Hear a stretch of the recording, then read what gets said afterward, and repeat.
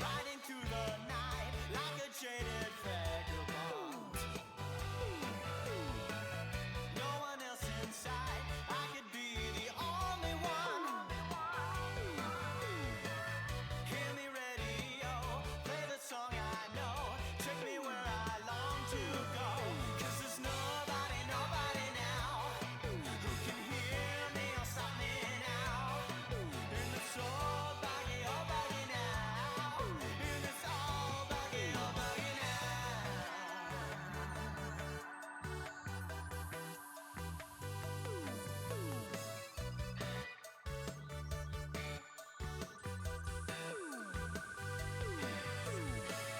Guided by the stars, burning up petroleum.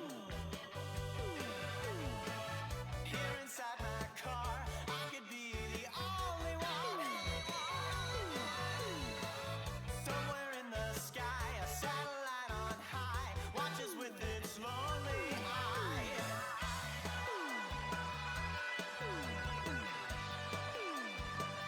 In the somebody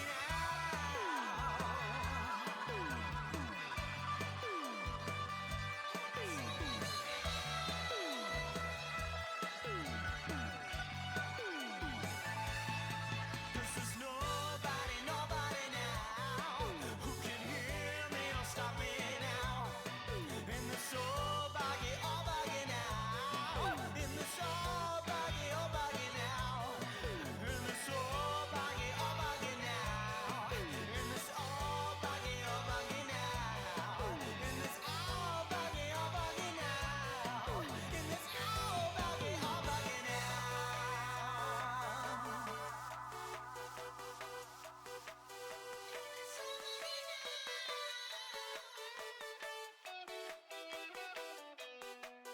In this old buggy now.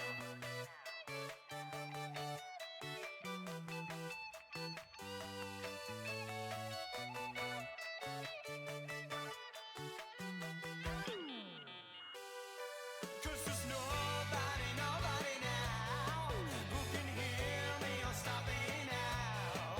In this old buggy, oh buggy now. In this old buggy, oh buggy now. In this old buggy, oh buggy now. In this old buggy, oh buggy now.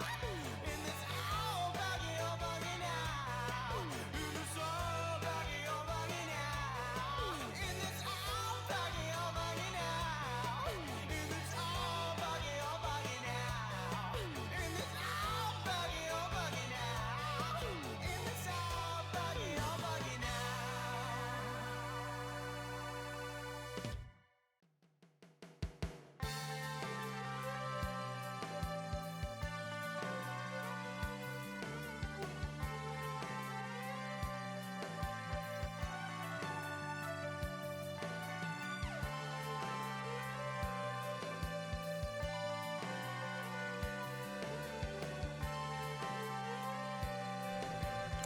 Hello?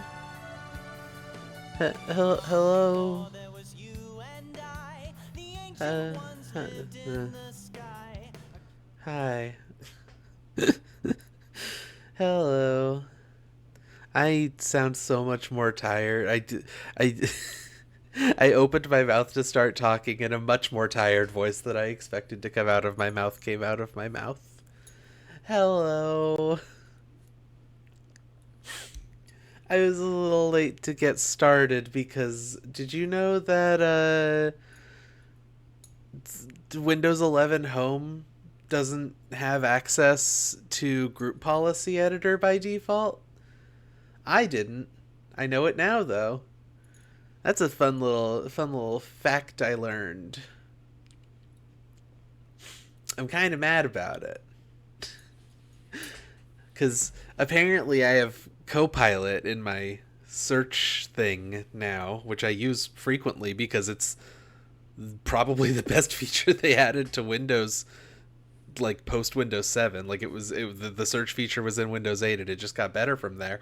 Anyway, I was trying to access some stuff from my search menu there, and a bunch of Copilot bullshit popped up, and I'm mad about it. I wanted to get rid of it, but like it's based on group policies rather than registry keys, so you can't actually access it on Windows 11 Home without downloading sketchy batch files to run PowerShell scripts. It's a whole thing.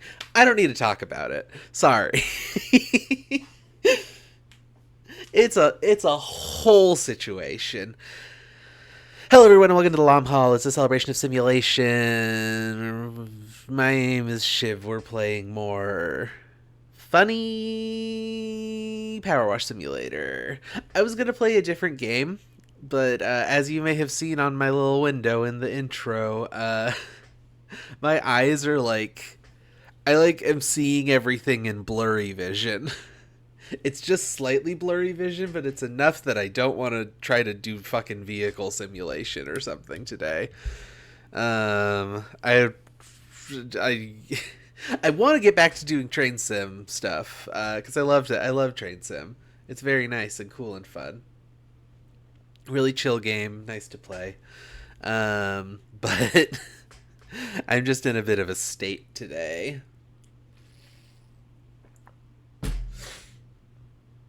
That was me slamming my water bottle down on the table. Don't worry about it. I also just want to say I might have to end this stream a little early, for a couple of reasons. One, oh yeah, we're finishing this boat. That's what we have to do for Jerry Jambalaya. So for a couple of reasons, I might end early. It gets very hot in this room when I have the door closed,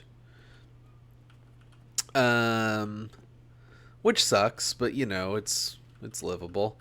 But I have to have the door closed to stream, obviously, so that you can't hear as much stuff from the hall and whatnot, and all that good stuff. The problem is, normally I would just crack open my window, but the air quality outside right now is bad. It's only moderately bad, but like, wahoo, remember when we didn't have a wildfire season on the West Coast? That was cool. I loved not having a wildfire season. I love a big wildfire that blankets 3 entire states in smoke and smog. It didn't happen yearly, and it was like an anomaly. But yeah, it's wildfire season, so the air quality is bad. And so I can't open my window to keep the temperature relatively balanced in here. So, you know, if I have to duck out early, that's why. Anyway, how y'all doing? I know Cora's here. How you doing, Cora? Don't know if anyone else has shown up, which is fine.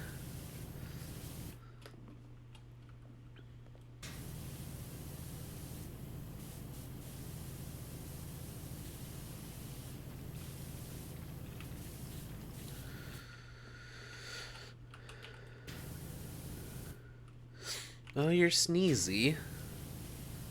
What's got you sneezing? Is it pollen? Is it, what makes people sneeze other than pollen? Dander? Allergies? Oh, your cat allergies are getting worse. Oh no. That's unfortunate. Y'all have a lot of fucking cats in your house.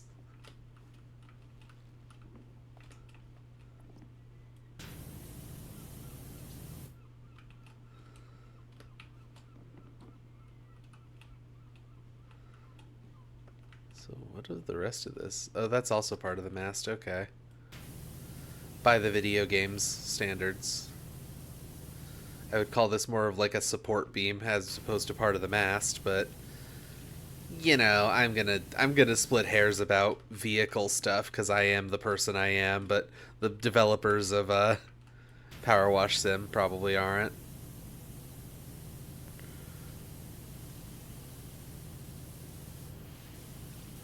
They probably aren't precisely the type of weirdo that I am.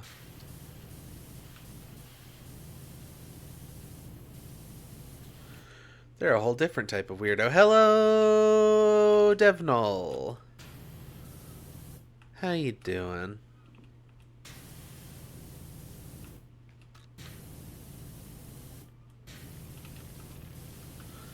Well, I was trying not to fall off the entire thing, but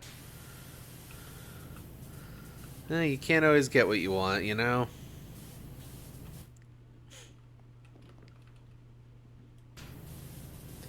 I feel like I've got like a type of energy about me today.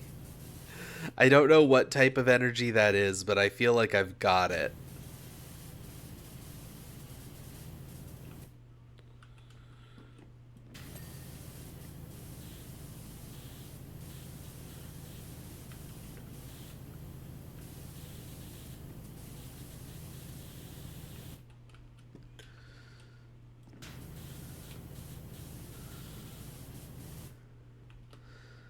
Um, eh. I don't. This level's hard. Like, there's a lot of just balancing on stuff. Like, you don't have your portable ladders and step ladders and stuff in this one. You just have sort of the big scaffolds and stuff surrounding everything, which are not that useful for getting to things that are directly under the scaffold, as you might expect. I might be able to get that from there. We'll try it.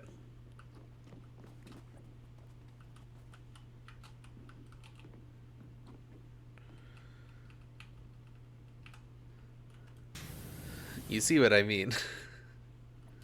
I assume.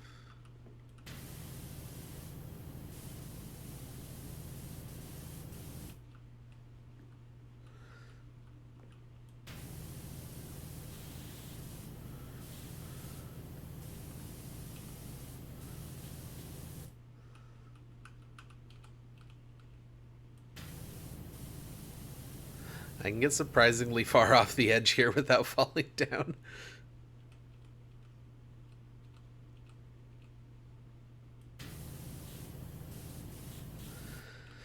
I'm sorry about your sneeze situation, Cora. Hey, there we go. That is unfortunate.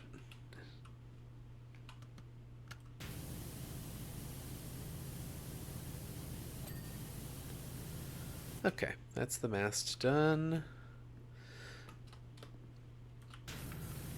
Probably should have got that while I was up there.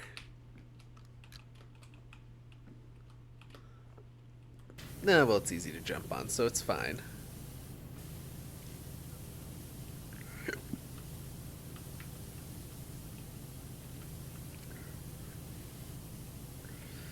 Nothing I do is OSHA approved. Do not attempt.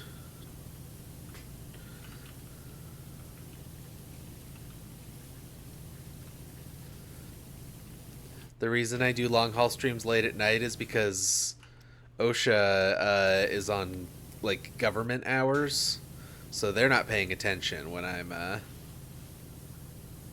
doing all of these OSHA violations and like driving trains without a permit and stuff.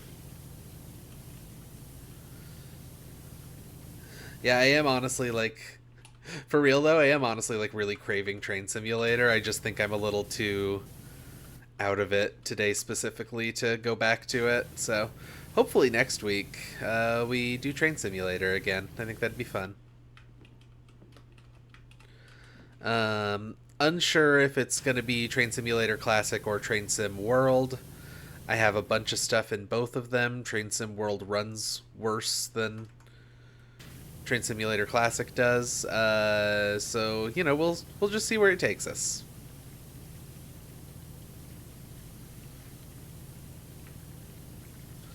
We'll see where we end up.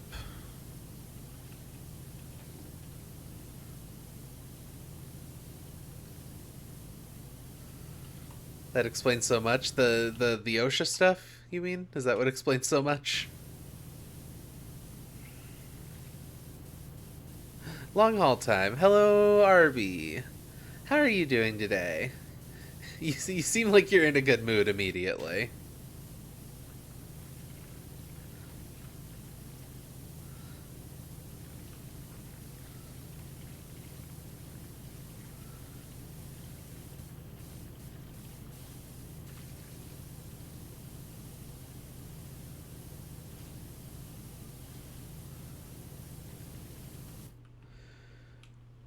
Just working today, but now it's chill mode. You'll love to see it.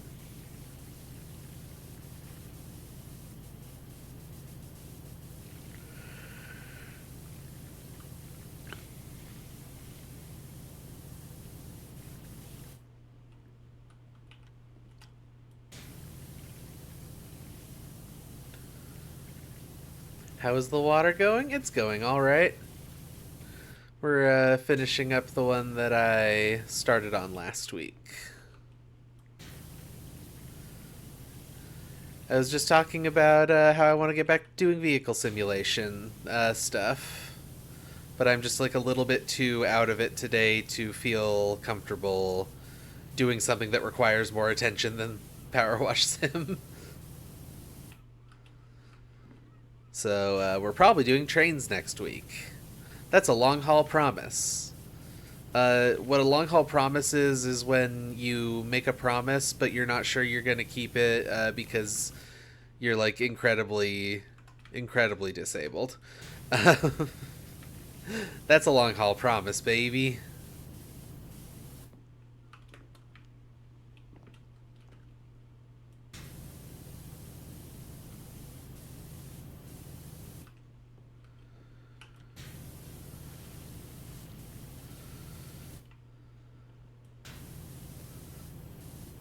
Did I not get the top well enough, maybe? Is that why I'm struggling here? Yeah, there's some pretty big spots in there still. There we go. That's a long haul promise, baby.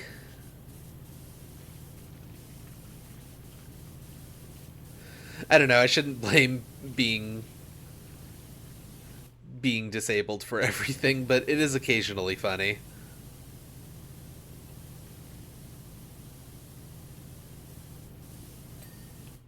I think it is funny to blame things that are like definitely not a disability problem on disabilities.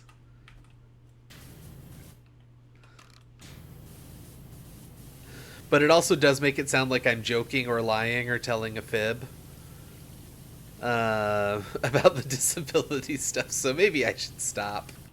Maybe I should not do that. I got this thing. We had enough money to get the Trident thing, which is supposedly really good. Can I change the... No, you can't change the tip on it. It's just 3 straight nozzles.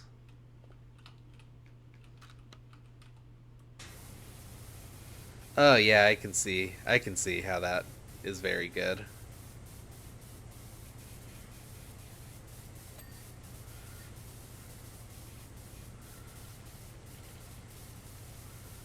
You gotta be closer to things, or at least be using the proper length of I think what you're doing right now. The stubby gun with the Trident nozzle and wiggling it around. I think that's what speedrunners do, right? Yeah. Yeah.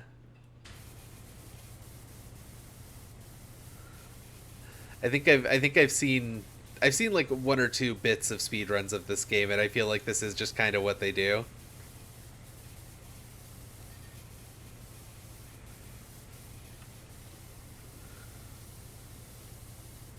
It's kind of fun. It feels kind of good to just blast everything away really fast.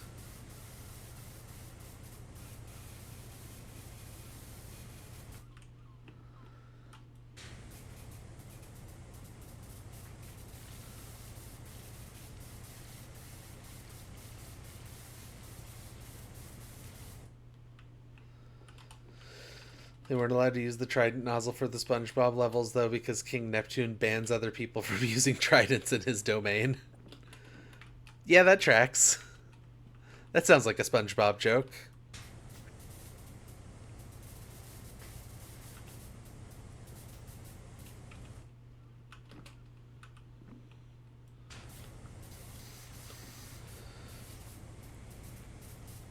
Well, I'm not a speedrunner of this game, at least.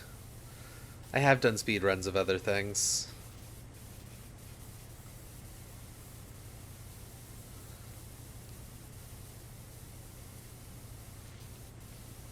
I was pretty good at speedrunning a funny little game that you may not have heard of called Undertale.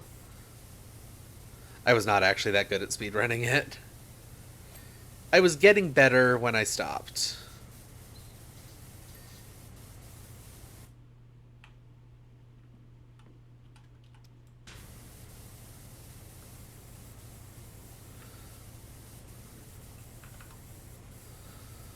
When I stopped speedrunning Undertale, I would say, decent at it.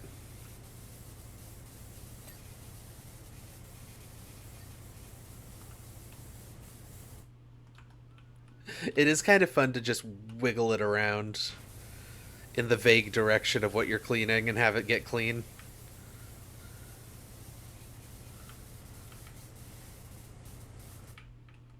Okay.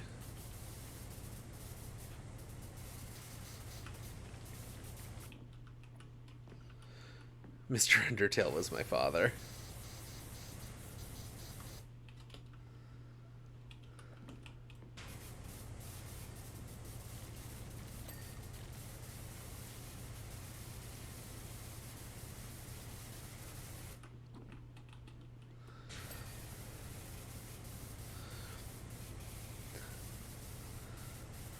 I remember the windows on this level being tricky to clean from the last time we were doing it, so like the fact that it's so easy to get the windows this way is nice. Eh. I just heard a cat meow. Are there cats on this level? It might have been a seagull. There are seagulls.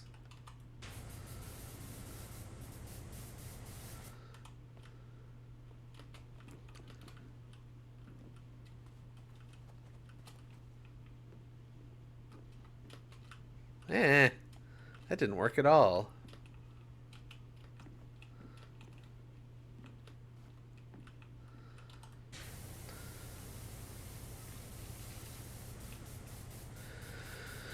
Um. Oh, the guy whose music I play in my intro screens a lot, Michael Guy Bowman, has a new album coming out tonight. A new music video already released like 25 minutes ago, and I have not watched it yet, but there is a new album. And that releases in, I think, 3 hours. I think it's at 12 Pacific.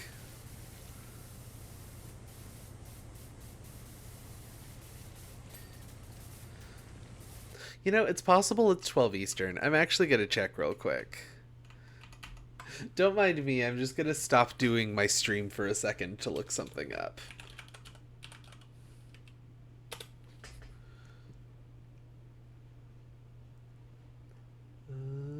No, it is not out yet.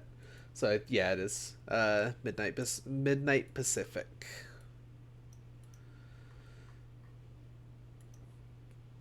We love Pacific time.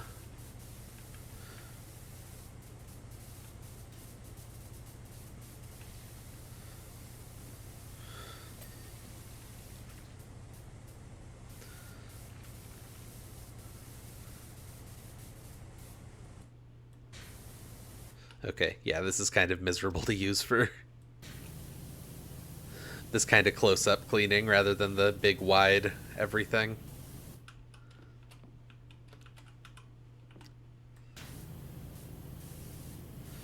So I think I have to get the other side of this light, yeah.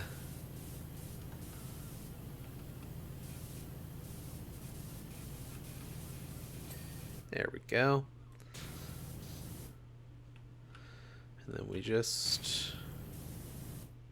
That's weird. I've never seen it do that before. Huh.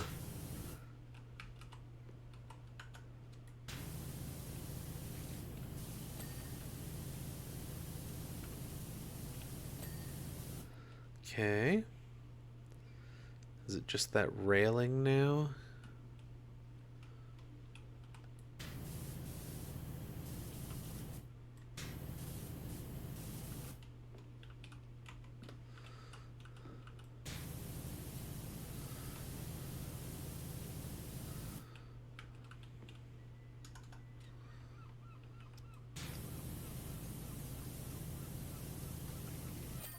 There we go. Hello, friend. Can you come and wash my recreational vehicle again, please? Sure thing, Harper.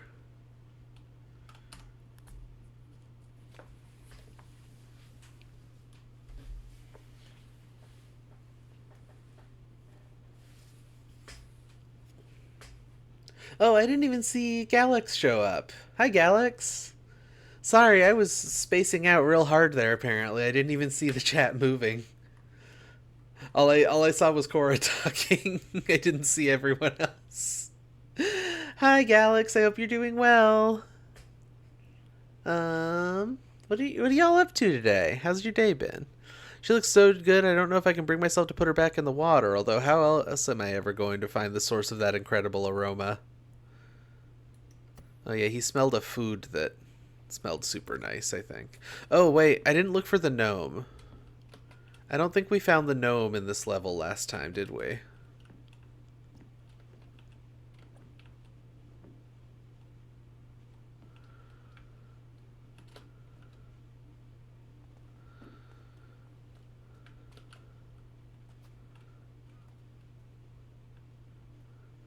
I think there's a cat over there.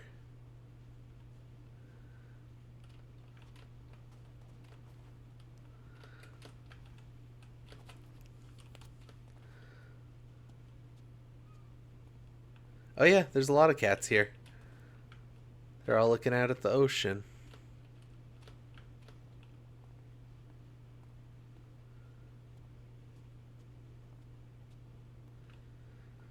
Many cats. I hope they're all having a nice time. Little beach day. Oh, bunch up here too.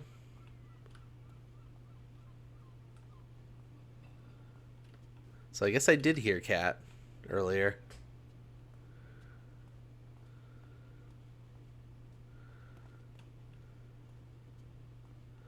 Tons of cats everywhere. I don't see a funny gnome though. Oh, there he is. Alright. We've done it. We found the gnome. Alright. I guess we're cleaning the RV again. Hello there, my transport is dirty and making me so sad. Please clean it up so I can smile once more. So we're just kind of redoing an earlier one, I guess. I'm fine with that. Oh, what? Oh. That's not a recreational vehicle at all.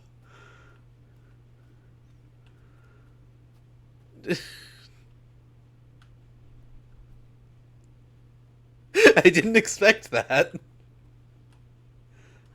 Is Harper good? Oh, Cerulean Sky.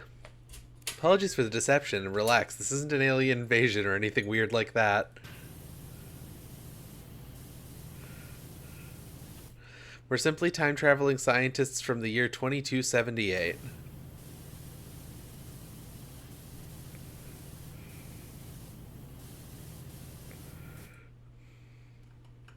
Well, alright. Fair play, I guess.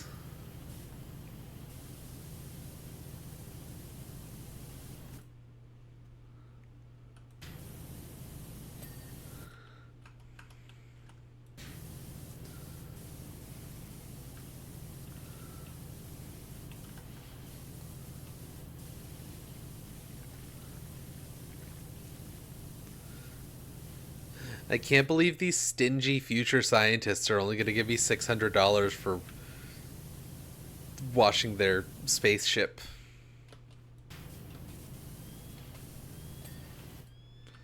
Space and time ship, I guess. It's kind of a TARDIS if you think about it.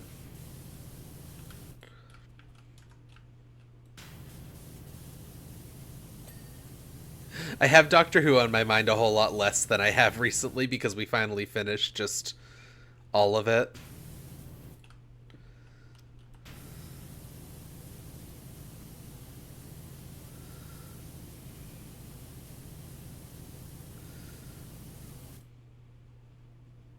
Oh, that was the plating that was lighting up there.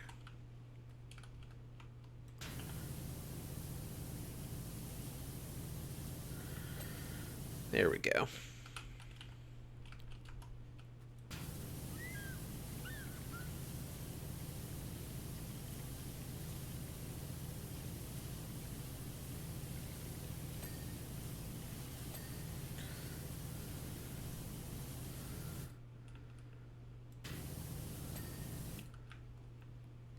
Yeah, no, when I went into this one, I was like, maybe something weird's gonna happen since it's just a repeat.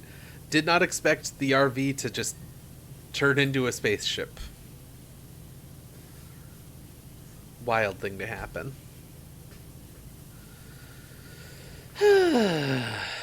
So what have I been up to lately? Been writing a lot mostly. It's like all I've been doing. Played through Ghost Runner 2, the sequel to Ghost Runner. It was worse than the first one. It was longer than the first one, and it was still very fun. But distinctly worse than the game it is a sequel to. In my opinion, I guess. I'm sure some people like it, but the changes that they made, I didn't like the changes. Basically every change, I feel like, was a a bad change.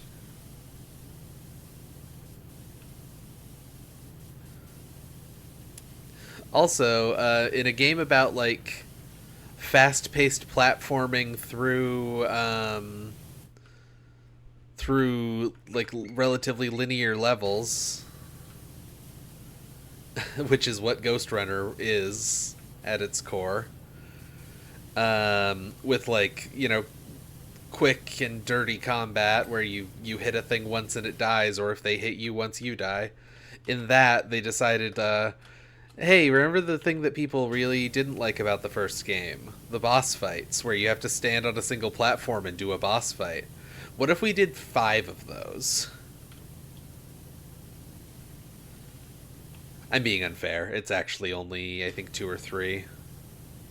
It's 3, yeah. There are 3 total. There are more boss fights than that, but a couple of the boss fights are platforming challenges, and those are pretty cool, I think, so. Yeah.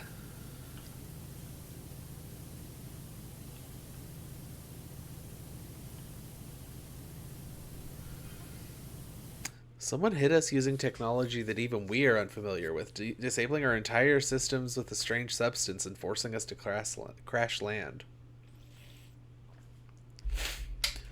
Well, that's weird, Cerulean Sky. Until our vehicle is completely clean, we're stuck here. Now, okay. I've heard the phrase Cerulean Skies before. Like, does that mean something specific? Also, it could do with a wash anyway. Cerulean Sky.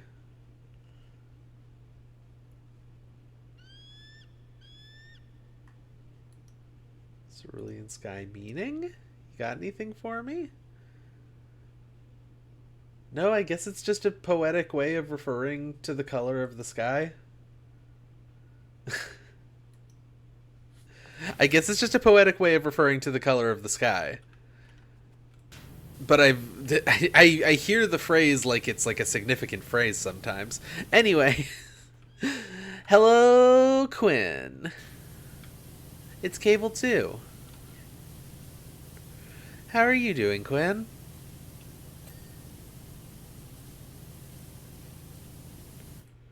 You're also a poetic way of referring to the color of the sky. That's good. I'm happy for you.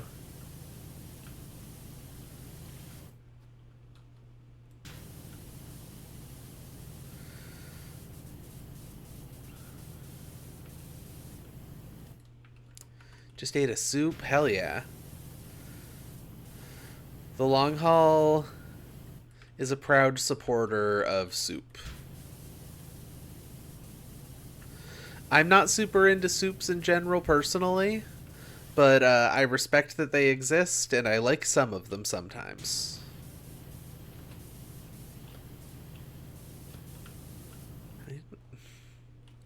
Can I have the ladder short enough to, like...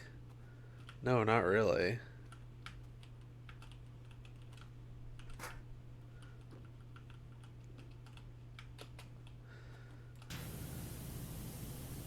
The geometry of this thing is so strange.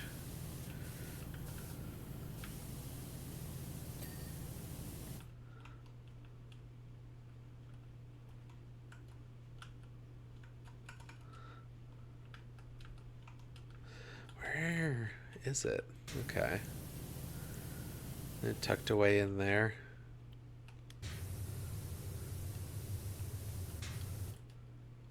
Actually, what if we... Menus.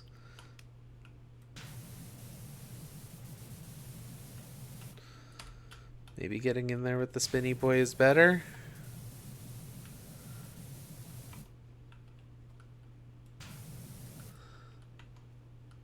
Oh.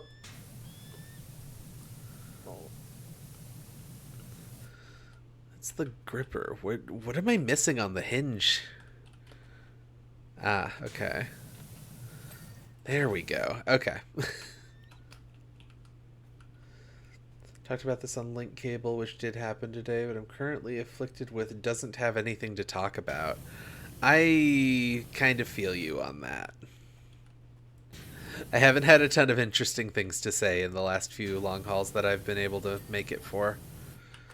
I've kind of skipped the last couple. Well, not the last couple. I've kind of skipped several in the last few months just because, you know, I'm going through some stuff. I don't have to talk about it. But my life is happening to me, and sometimes I just don't have the energy to do a thing that I said I would do. So, yeah. Simply happens, yeah. Sometimes life's just like that.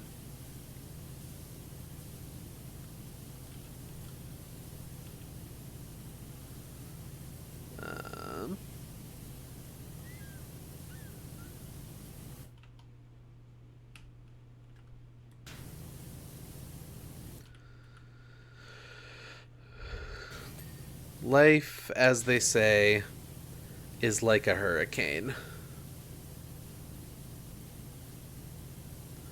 I'm sure some poet or philosopher said that.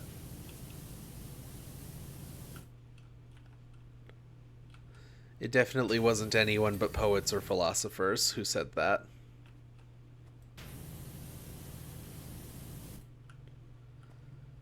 Like your website, did you help make it? I did not. Arby in the chat, I believe, has done a whole lot of work on the website. It is fucking gorgeous. I love the Cable 2 website. It's beautiful. You're Arby. Arby is a genius. You're not wrong. Arby is fucking great at everything that I've seen him do.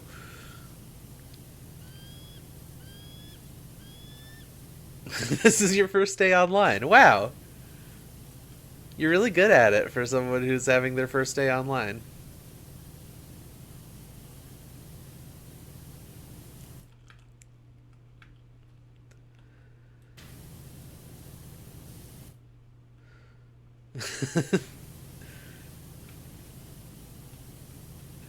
Is there an update to the site that I haven't seen yet, or are we just doing a bit right now? I can't tell.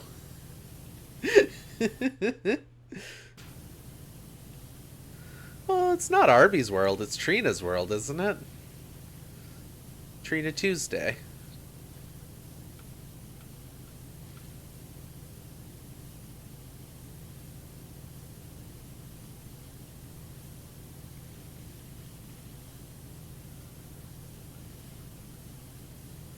Trina's world is part of Arby's world. I see, I see. That's a good pin. Excellent pin.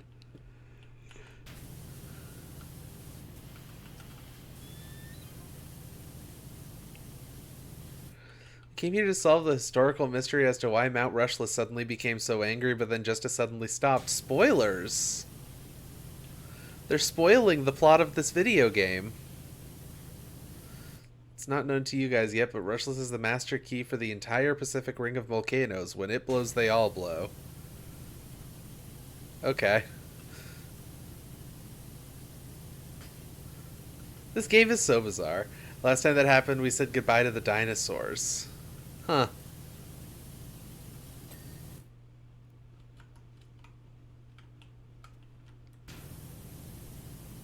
This game's got lore. This game really does have lore for some reason.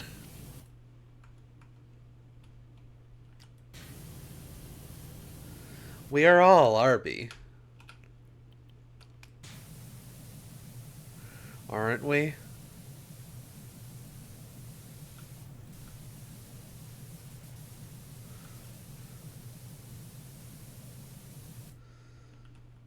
This game is like hopes. Yeah.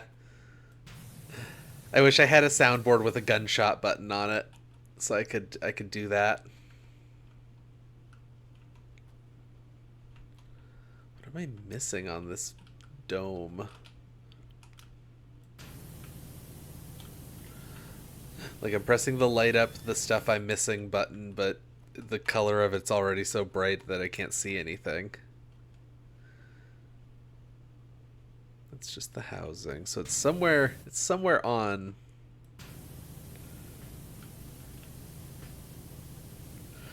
Just sort of waggle a thing at it until it's clean, maybe? Yeah!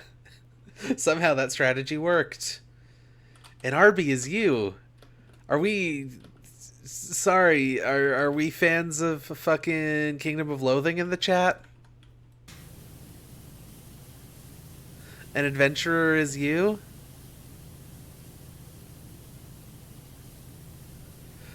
Oh wait, is that a line from All Your Base? Oh my goodness, I don't remember anything from All Your Base.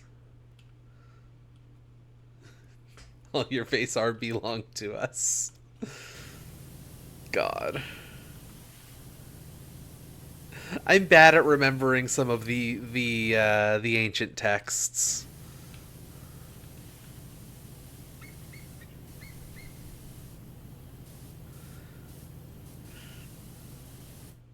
From a NES wrestling game. Okay. The place that I a winner is you. That's what it is. Yeah, okay, I remember that now. Now the place that I most associate that phrasing with is Kingdom of Loathing, which is a funny little game you play on the internet.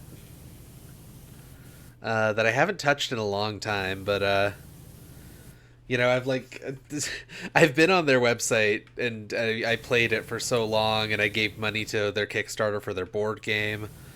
I also gave money to a Kickstarter for a different game they were making that turned out to be really bad, and I don't think ever got finished. But now they have like West of Loathing and there's another Loathing game. I forget what it's called though. And those were good, so you know, good for them. But at its core, to me, the Loathing games are a funny little game you play online. A funny little text-based game with little doodle images that you play on a webbed site. Actually, Kingdom of Loathing is the thing that got me interested in like the idea of radio hosting and like live hosting on streams and stuff. Because there was this thing called RKOL, Radio Kingdom of Loathing, where it was like a shoutcast radio channel that they had like, you know, a rotating schedule of DJs, and most of them were really cool. You know?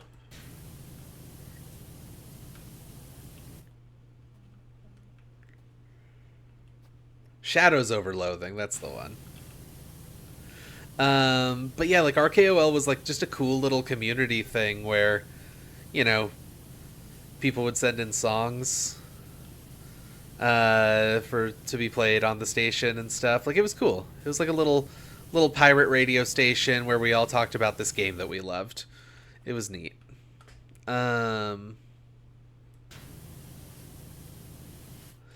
It was also like super illegal the way that they did everything there, because like, they would literally just have people send in MP3s of songs and then broadcast them.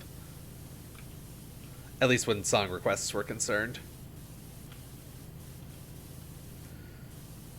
Didn't know Kingdom of Loathing was an internet game. Thought it was just a board game. There is Mr. Card Game, which there was a Kickstarter for.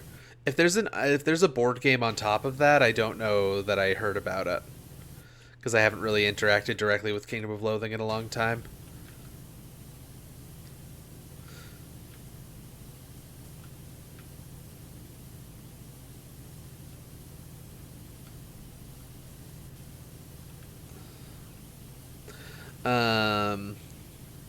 But yeah, it's like the closest comparison in terms of gameplay that I think people would actually remember is Fallen London. And the reason that I think people would actually remember Fallen London is because people still play Fallen London, unlike Kingdom of Loathing. I'm pretty sure Kingdom of Loathing has significantly shrunk. But it's essentially like you get a certain number of quote-unquote adventures per day, and each action that you do uses up one of those.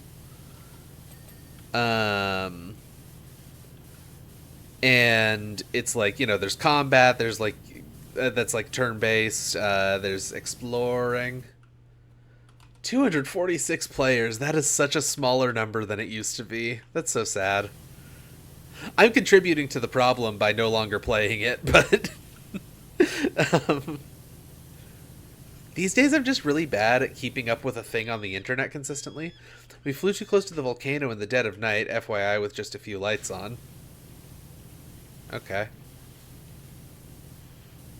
Haven't played in ages either, yeah. It was a cool game, though. It's, we're spotted and shot down by a jet plane, and now the timeline is all over the place. Huh. Our data now suggests that Mount Rushless has passed the point of no return and is going to blow.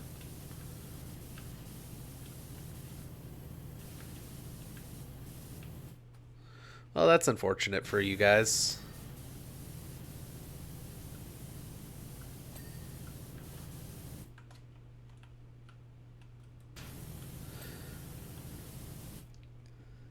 The root of the problem is kind of that it's very based around stacking up buffs and stuff and wanting to use all your adventures really efficiently. Yeah. I'm cleaning a UFO because a guy that I have cleaned an RV for before messaged me and said, "Hey man, my RV is dirty again. Will you come clean it?" And so I went to go clean it, and then when I walked up to the RV, it like shimmered and turned into an alien spaceship, and a spaceship, and then they revealed that they're time travelers from the future come to study a historical event that is taking place. That's why I'm cleaning a spaceship. Totally normal reason. I want to not play because I don't want to waste turns of my buffs doing something wrong. Yeah, that's totally fair. I really think that Kingdom of Loathing is the best when you're on your first two ascensions.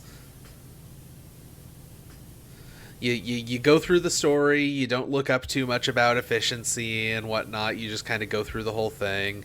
You beat the naughty sorceress, and you beat it, and then you ascend, and you create a new version of your character. You play through it again, now with a lot more game knowledge and maybe looking some stuff up, and then I think you just kind of stop. Like, at that point, I think you just kind of stop. You get torso awareness, and then you stop. Like, I think that's really the whole thing.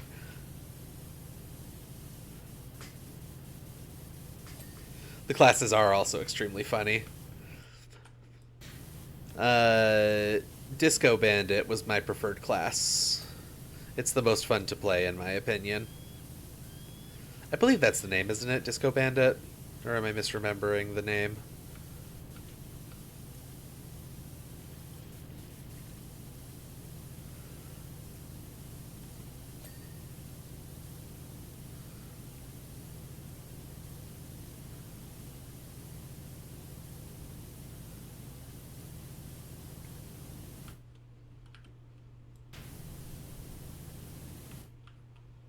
A sorcerer man at heart, but I think I also really enjoyed Postamancer and Accordion Thief. I think my first character was a sorcerer. It was either a sorcerer or a Postamancer. I don't remember which.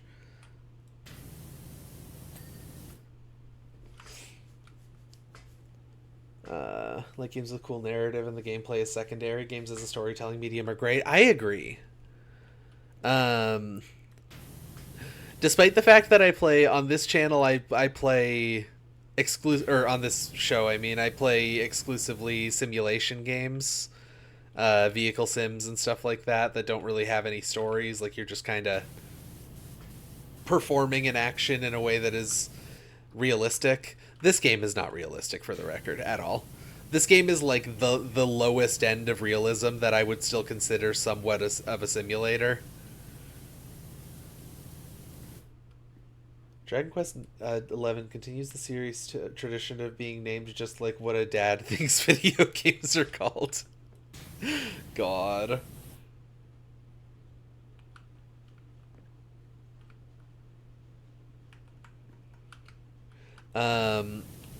Yeah, one thing that I really love is a thing that how do I describe this?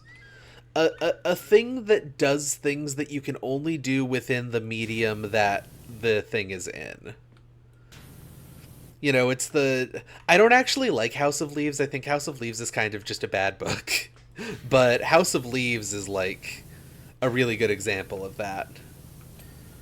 Doing things that, like, if you're not holding a physical book in your hands, it will never ever have the same impact that the physical book of that has, which is why they don't have a digital ebook version of it. I'm sure there's PDF scans of it and stuff, but like it will never feel like completely unadaptable. Yeah.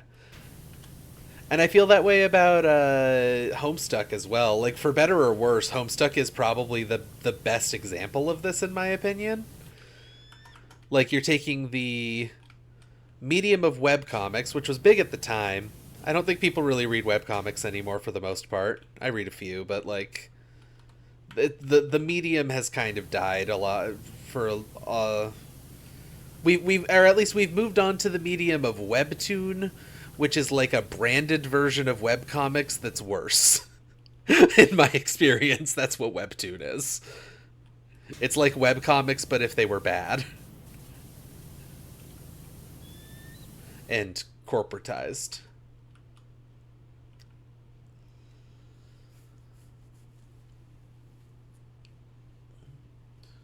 Huh.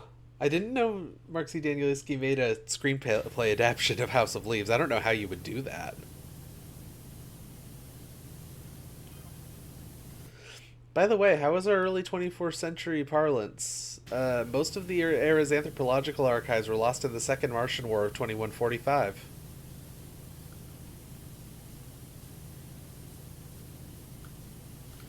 And how nice is red velvet cake? We're defo gonna replicate that long-lost recipe if we manage to get back to the future. Good luck with that, guys.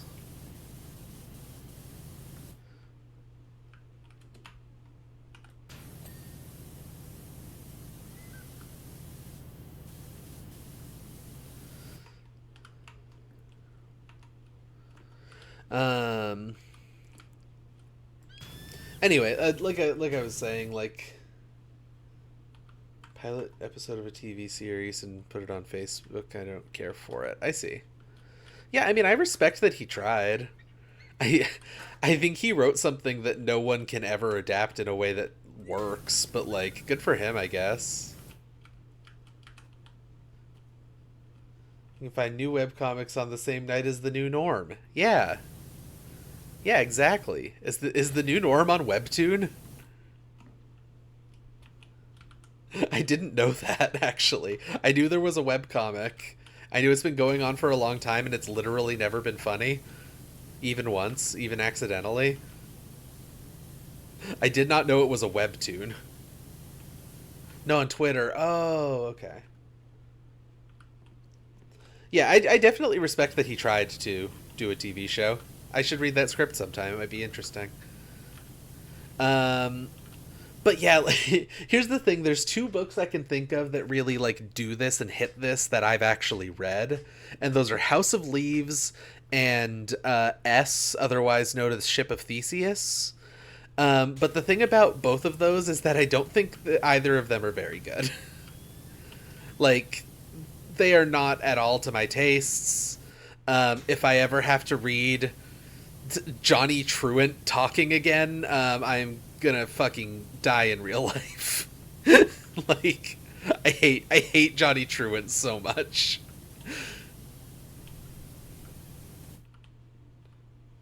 And S was a J.J. Abrams project, so um, I shouldn't have expected it to be good. I think it was fine actually, but like the problem. Okay, the problem with um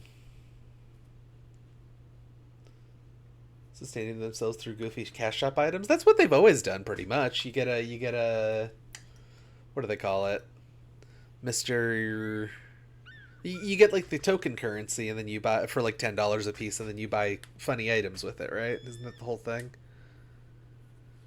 Love HOL in my opinion, but understandable. Yeah, yeah. Like I'm definitely not saying it's like I said it's kind of bad, but I kind of meant that in at least a little bit of jest. Um, I don't like it. I I just have trouble getting into it, even though I think the format is really cool.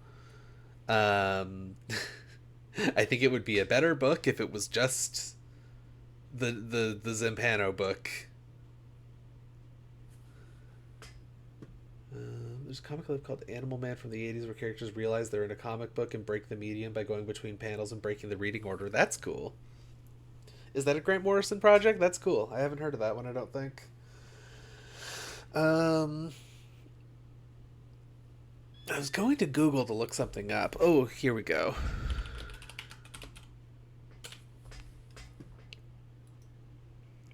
So it's a book by Doug Dorst. But but it's like this is hard to Google because it's just called S. Ship of Theseus book. Okay, so the thing about this book is that the idea is that you're grabbing like an old library book of like some obscure author, and it looks really cool.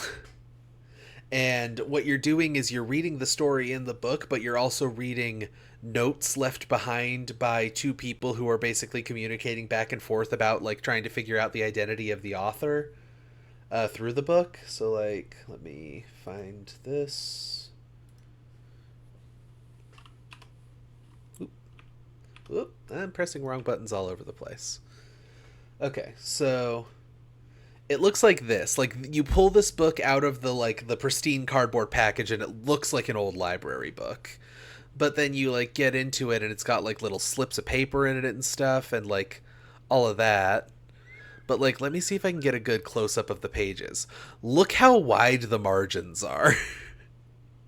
Like that's like a copyright page, so it's not as obvious there. There we go. This is a really small picture, but like look how wide these margins are to make this idea work. Um like it breaks its own diegesis by making the margins thick enough to support the story they're trying to tell. And I understand that sometimes you have to make a compromise, but like it really takes away from the feeling. God, like it really takes away from the mystique of like I'm reading a thing that other people have been communicating through. There's a larger picture. Like good lord. I don't know how. I don't know how this happens. Had a bunch of other similar books on Amazon wish list now because of some videos listed about ergodic literature. That's the word. That's the word I was trying to think of earlier. Okay, let's go back to the thing I'm actually supposed to be doing.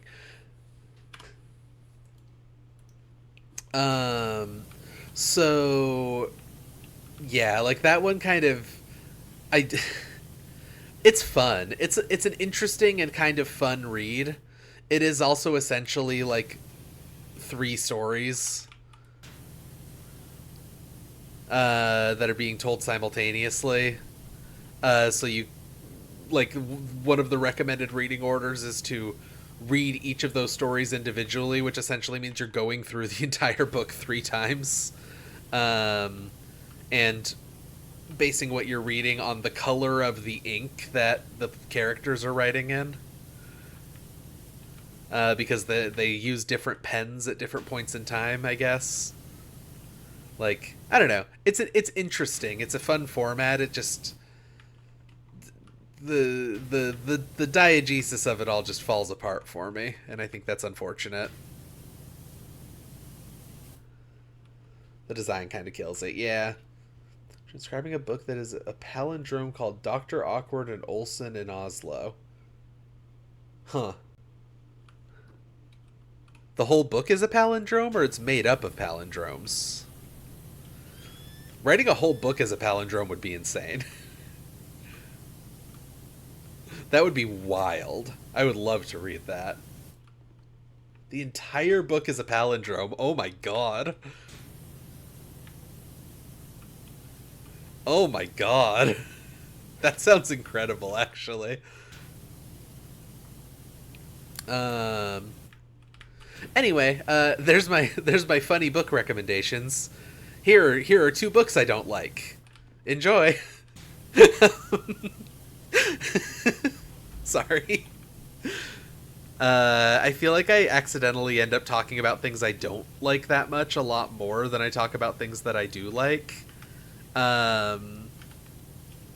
Because I find talking about the things I don't like about something a lot more interesting than talking about the things that I do like about something. Like, I'm not good at the compliment sandwich. I just want to talk about the things that I think are not good about it. In general.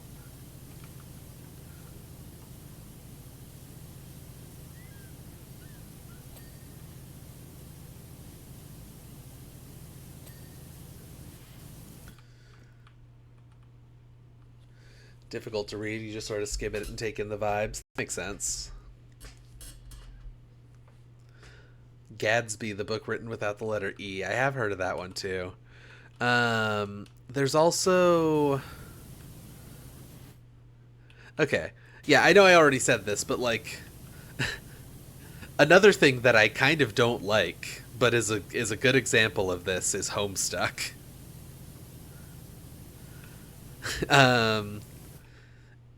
I was getting into it, and then I got distracted talking about other things.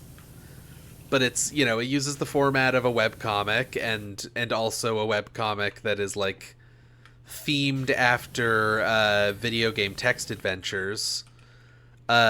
Uses that to create sort of an interactive medium for the readers to play around with. That eventually goes away, but like it is cool that it's there at all. Where am I missing stuff on this? Buddy. Please be clean, sir.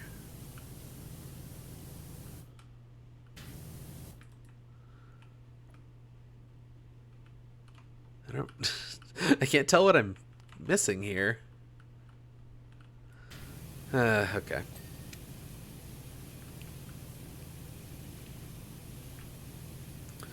Um, re- return paper largely about hypertext elements of Homestuck. Yeah. So like it's a lot of text. It's based around chat rooms. It's a massive sprawling story. It has music despite being a comic. It has video games in it despite being a comic. Like, God, Homestuck is cool. Homestuck is cool, and I think that Homestuck will probably continue to be a central inspiration for a lot of online media for a very long time. It's a shame that it's kind of bad. I say that affectionately. I love Homestuck, but like, I cannot in good conscience recommend anyone read it without a million disclaimers first. I think I said good conscience. I meant good conscience.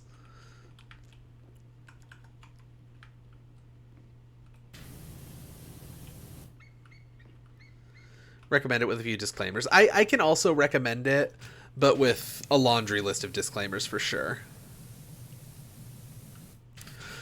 And unfortunately, one of those disclaimers is you can't read it on the website anymore and have the correct experience. Good conch shells. Yeah, that's exactly what I said.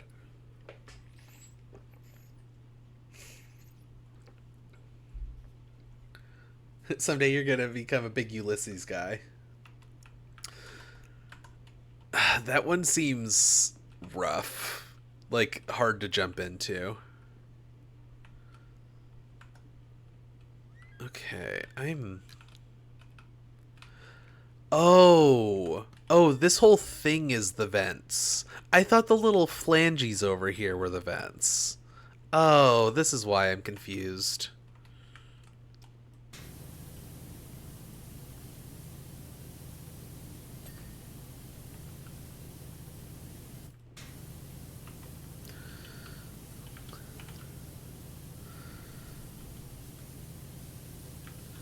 Like, I don't think I'm dedicated enough to read Ulysses, is my problem.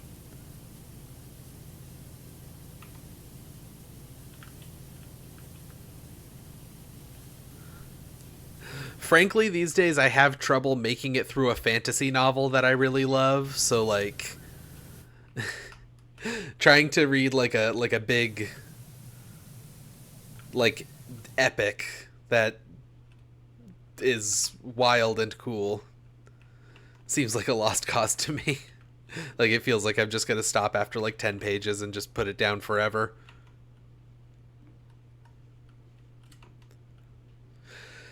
Honestly, the only reason I get any the only way I get any reading done these days is through audiobooks.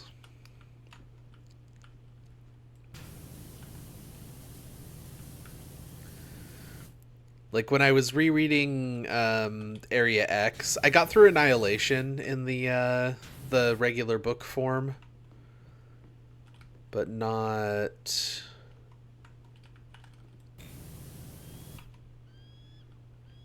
Okay. Where's the mess? There we go. Now what am I missing?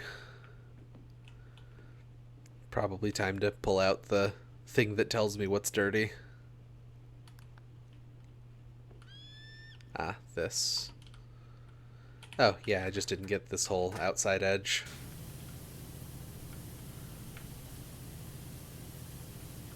No? Still no?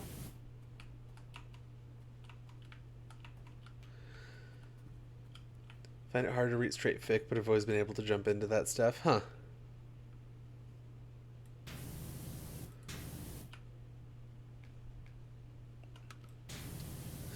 I kind of have the opposite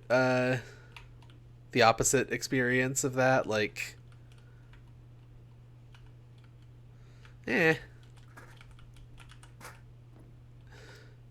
The geometry of this thing is so difficult to work with.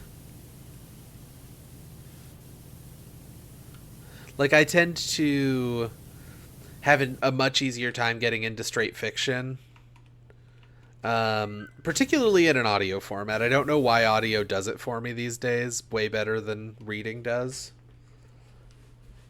But, like, you know, Brandon Sanderson kind of made me fall in love with reading again, even if I can't do it the normal way that I used to. I've read, like, now... Oh, how many books has he written in the Cosmere? Because I've read almost every Cosmere book, so... Elantris Warbreaker, the first 3 Mistborns, the 4 other books in the second Mistborn series. That's 9. The Stormlight Archive is 4 books. That's 13. The 5th book is coming out soon. I'm excited about that. Gosh, I don't know. It's over 15 books, and that's like more books that I've read in the last couple of years, like year and a half or 2 years maybe now at this point, than I've read in ages, like in a long time. So that's been really nice, but like it is just kind of straight up fantasy novels, you know. I was gonna say there's not a lot to it. There is a lot to it. It's just, you know, it's straightforward fiction. It doesn't do anything truly groundbreaking in the way that I keep saying the media that I love the most is doing. This is How You Lose the Time War. My housemate read that and recommended it to me, but I never got around to it. I heard really good things, though.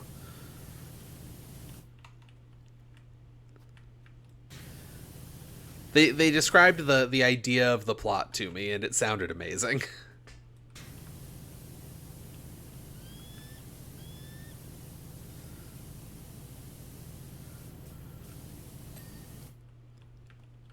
It's a similar point to nonfiction and theory stuff because you can go through it pretty easily.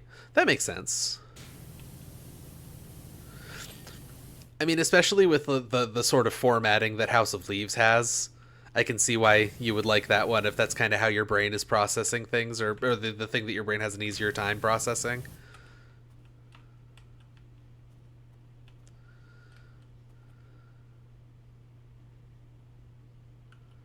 Auxiliary geomagnetic disk. Mainframe. It's just lots of little tiny stuff.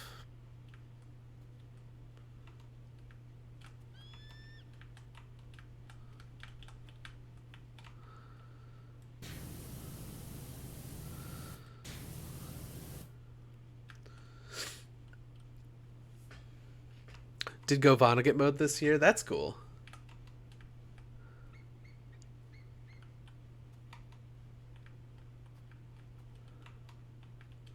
I think the only Vonnegut I've read is Slaughterhouse-5, which I barely remember anything about except for like the bare basics of the plot. Like I don't really remember a lot of the specifics.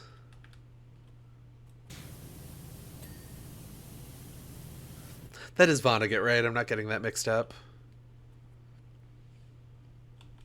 A book called House of Walls, where it's just a guide on our manual on how to live in a normal house. That's awesome. I would read that.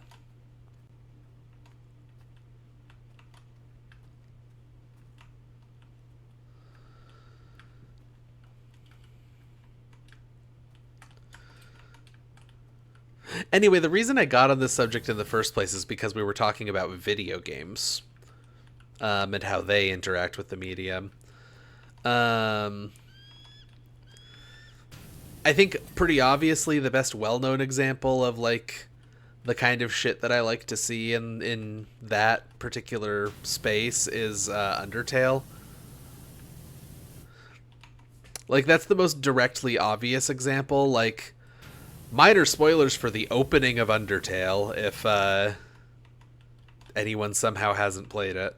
But like the thing that happened to me, and I assume this is a thing that happened to a lot of people, although I never see anyone other than me talk about it. Um, Messing up the Toriel fight. Like I went into the game knowing that all my friends were telling me, no, you can't kill anyone, because somehow forcing people to play the game the way that you want them to play it was already the thing even before the fandom became a thing. Not that I probably would have killed anyone anyway. I didn't want to, but anyway, you do that first fight, or first boss fight with Toriel, and the game basically tells you like, hey, if you're trying to get someone to surrender, get their health low enough. Sometimes that works, or to let you do a mercy on them. What am I missing on this thing? Video game, please. Video game, please. So yeah, you do damage to her, and then like the second half of her health bar disappears all in one hit. And it's like devastating, and then she dies and it all fucks up. So I like panic, close the game, come back to the game, like reopen it so I can go back to my save, do the fight properly, figure out what the actual thing you're supposed to do is, because I didn't realize up to that point that like doing mercy was just waiting, like it was just telling you to wait. So I go through all that. And then you finish that fight, and then you get into the next room as you're going out into the game proper. And then Flowey pops up and says, "Hey, I know you killed her. You might have fucked around with time, but you did kill her, and you're gonna have to kill someone permanently soon." And I think that fucking owned. That was like the moment that I was like, "Oh, I'm gonna be fucking in love with this. I'm going to fall in love with this piece of media because this is the kind of shit that it's doing." The fuck am I missing? I swear I've gone over this whole thing like 4 times.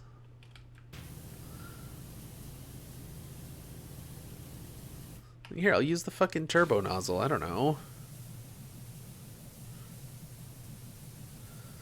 Like fine-tooth comb.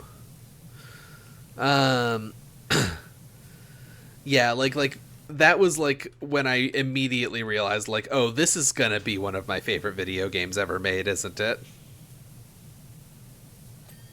There we go. There's still more. There's still more. Polarized saucer platings. On top, maybe? Oh, there it is.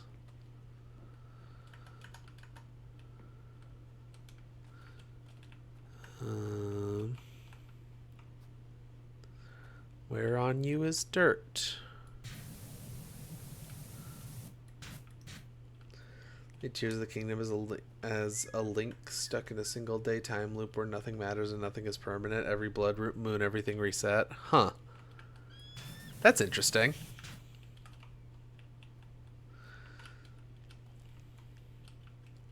I do personally think that sounds like a miserable way to play that game, but if you had fun, that's cool.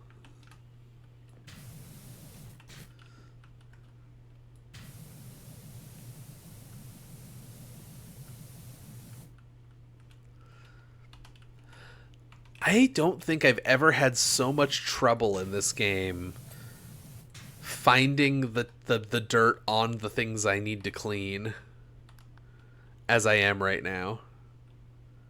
Okay, this landing socket I didn't finish.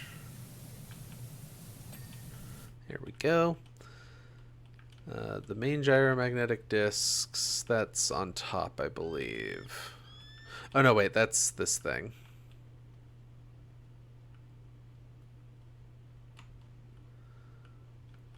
Are you sure?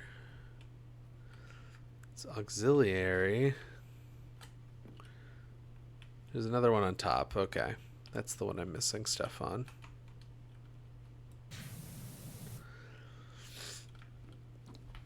Comparing the Stanley Parable to the Beginner's Guide for how they use or don't use their medium. Stanley Parable, I think, is another good example of what I find fascinating in a piece of media.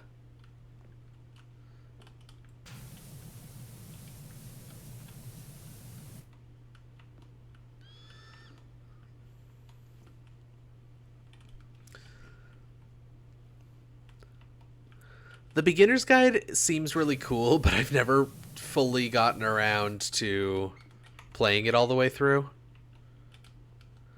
Like, I've owned it since it came out, I think, but I just have never gotten around to finishing it. It's so cool, though. It is really neat. Saucer lower rims.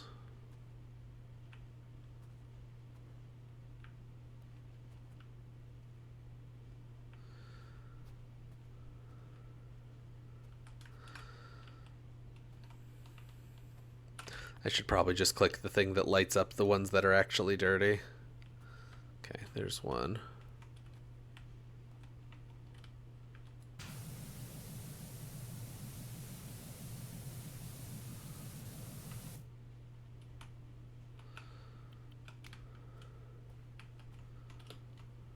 Yeah, that's what it is.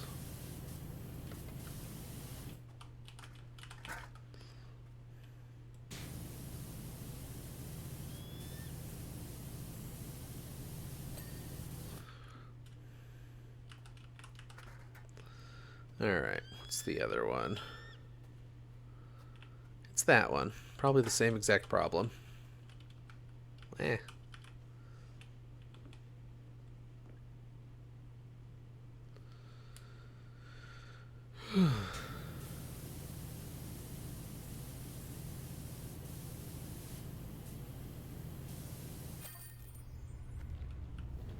Oh. Alright. Alright, they're just leaving. Wishy, you're not going to believe what you've discovered. Come back quick. Sure thing. Where's the gnome, though? I gotta find the gnome first before I come back quick.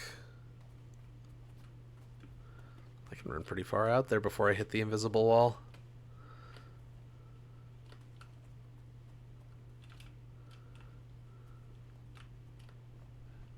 No, that's a bush. That's not a gnome.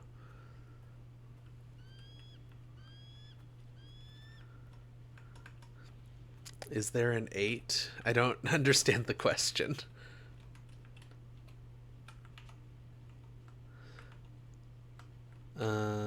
I think I see the gnome. Sorry, I'm looking away from the stream for a second.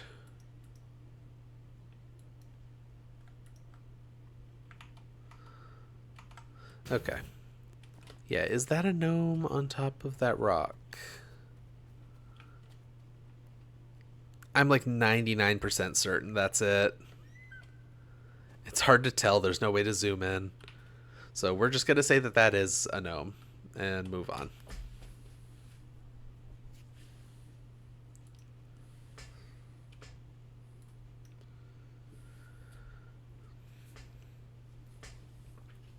The time lapses are fun.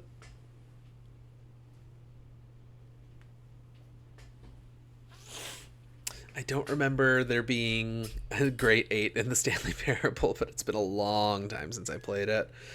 And I never got the chance to play Ultra Deluxe, because money is an issue for me, constantly. Systems are now fully operational. Spectral analysis reveals a trace mineral with unusual properties. There's not enough time between now and the eruption to fix things here, but we've got a lead on what might help us solve things in the past. You'll know if we were successful if you ever see us again. You'll know we weren't if Rushless explodes and the skies go dark for 20 years. Thank you again, Power Wash Services. Clean the Lost City Palace. This one looks huge. We're probably not going to finish this one tonight.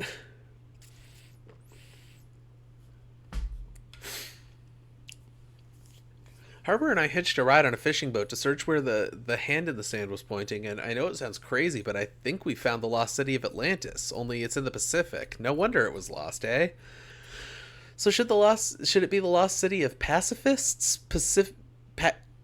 Pacifists? Pacifists? These jokes are hard to pronounce out loud. Regardless, it must have very recently resurfaced, and judging by the clams, it must be over 8,000 years old. Anyway, this palace definitely looks related to those statues in the desert, but we need you to head over and look and give it a clean. There's a lot beneath the dirt that will help us make sense of it. Harper suggests getting in touch with Cal and seeing if Flo can fly you over. Hope that makes more sense to you than it does to me. Alright. That's the final level of the story mode? Okay. I have seen someone playing this level. We found a cultural treasure. Get your power blaster. Yeah. Oh, it's a king gnome. Hey, little guy. How you doing, bud? It's got like a trident head. That's cool. We'll start. Boop. The king of all gomes. Are you drooling too, Wishy? It's impossible for anywhere to smell more delicious than this place. Do you bother with the soap? Not usually. It's kind of unnecessary once you have the best. Like walking into a huge bowl of shrimp cocktail where they got the Marie Rose sauce just right. Dash of tobacco and a squeeze of lemon. Also, the number of cats at the marina was unbelievable. How we got the boat out without a host of feline stowaways, I have no idea. Yeah, like, it's mostly not super necessary, just in general. I like to use it at times. Like, what is this? Stone? And it does work pretty well. Well, I say it works pretty well. It works kind of terribly on this. Or did I? Oh, I didn't actually fill it with soap. Oh yeah, there you go. Like, I probably should use it more.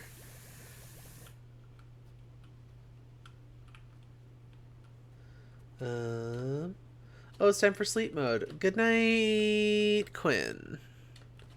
It is nice to see you. Always enjoy talking to you.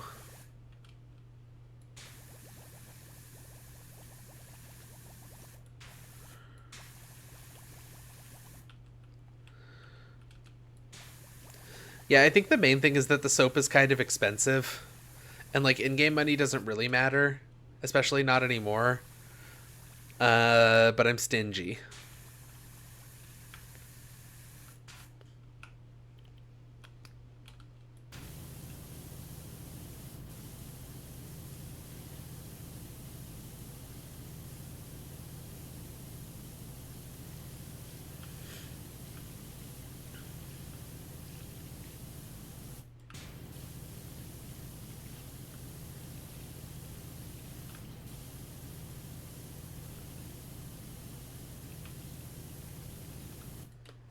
Oh, is Arby also going? Good night, Arby. Have a good. The helicopter and the boat that you cleaned earlier. Yeah, the fishing boat that they mentioned, and the helicopter, and my van is on there. Fun little callbacks.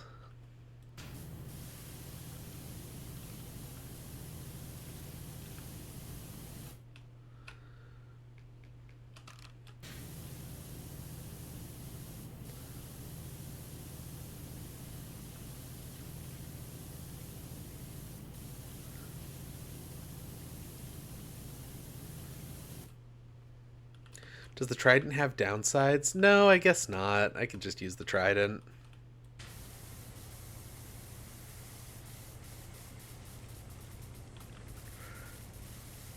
The downside is that it's less fun.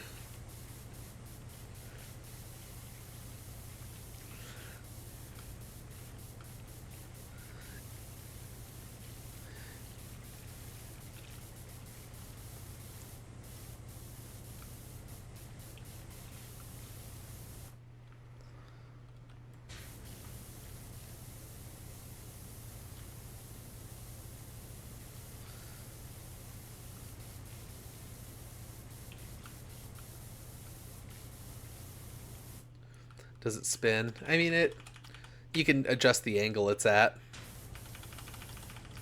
So I guess if I do this fast enough, it's kind of like it spins. It's actually really hard to keep my fingers doing.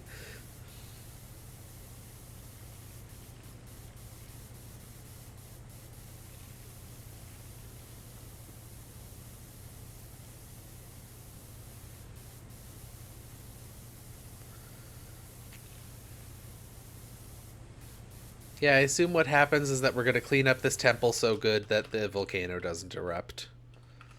That's my official guess. That's a long haul guess, baby.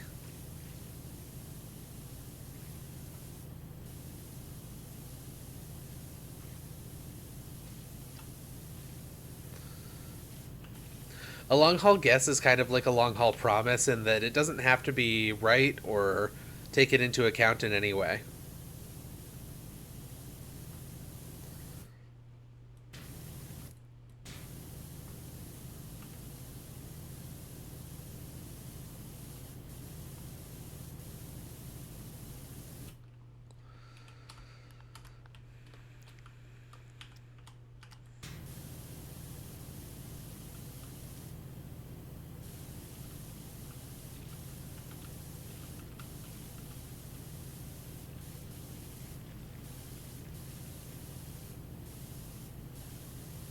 The game not give me like a scaffold? There we go. Scaffold would be very nice. Eh.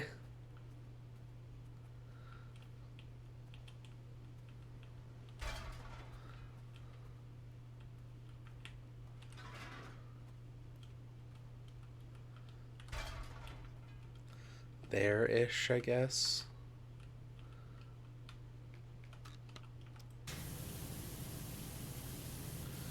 Get the underside. My promises are meaningless. What happened was I said that I want to go back to vehicle simulation games because I've been playing a lot of this one like every time that I stream. And I said that next time we're probably going to go back to a train simulator, and that's a long haul promise. But the thing about a long haul promise is that I'm extremely forgetful, and my mental state really affects what I am and am not capable of playing, as well as my physical state. I've got some disability shit going on. So like the state of my body and mind have a huge effect on what I am and am not capable of doing. So a long haul promise means that this is what I would like to happen. I would like to play a train simulator next week. That's what I'm getting at. It's a wish, yeah. A long haul promise is a wish that you make with your heart. And by you, I mean I.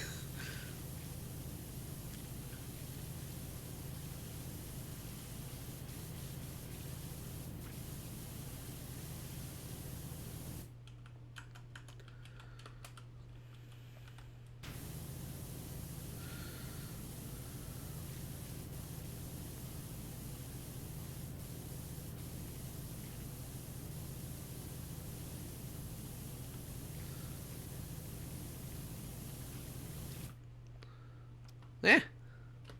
Eh. Eh. Rude.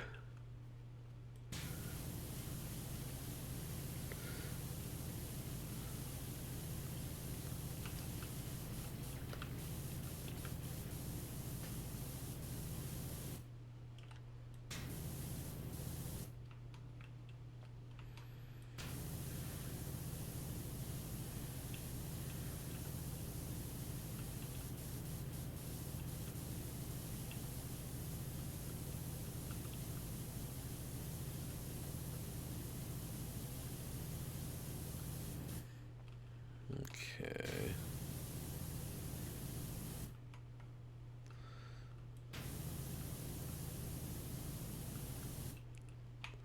This wall that I'm on is very nearly done.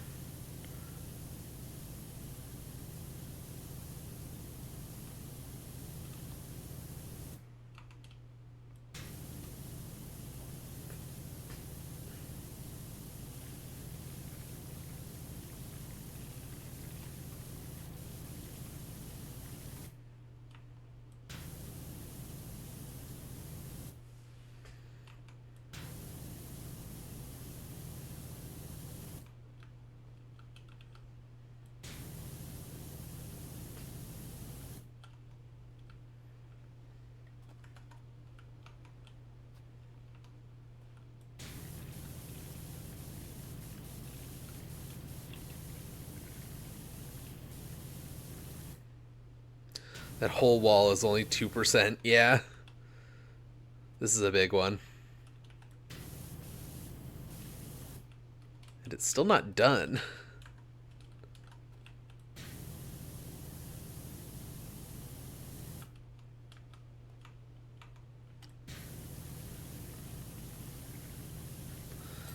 There we go. That's 2%. This entire fucking wall. Plus the figurehead up here, I guess. There's one object up here that I cleaned fully.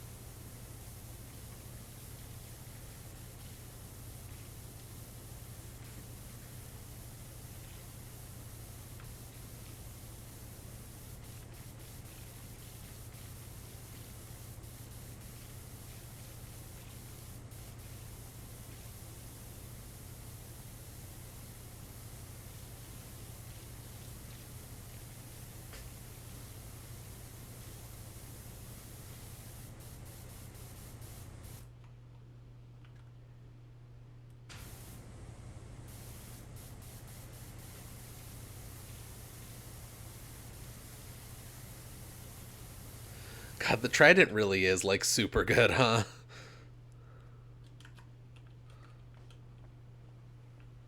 Excuse me, Your Majesty.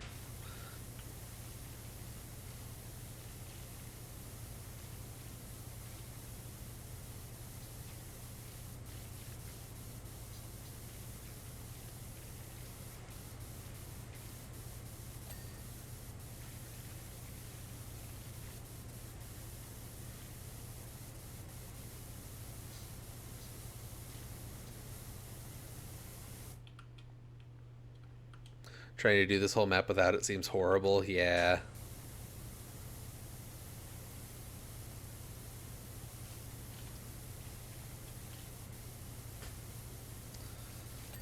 I mean, I guess there's a reason it's like the last available unlockable in the whole game, and it's because it's overpowered for small things and the right amount of power for things like this.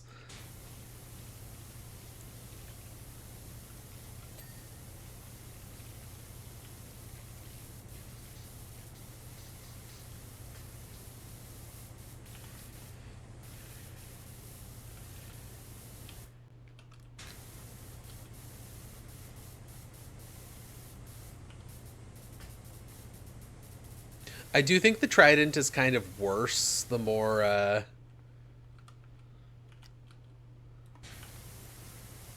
the more close to the thing that you are. You just kind of seem to get a wider area out of it if you're further back. That's my strategy pro tip for this game that I definitely know lots about how to do strategy in.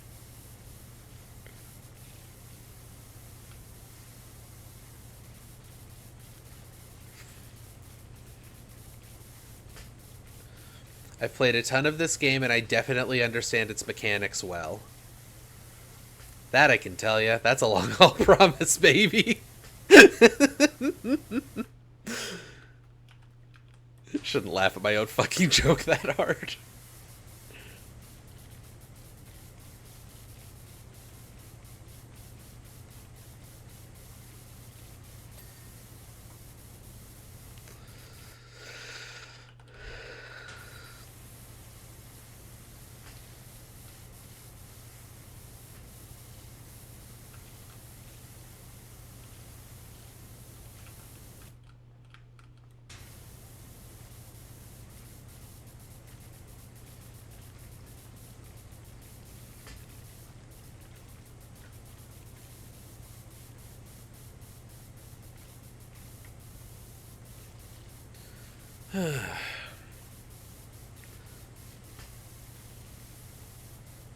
Well, the good news is it's not super hot in this room.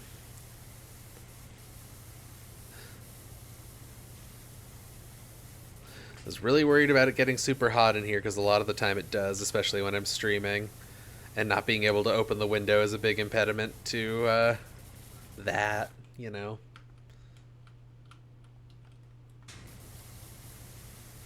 Hey, has my mic been clipping, by the way?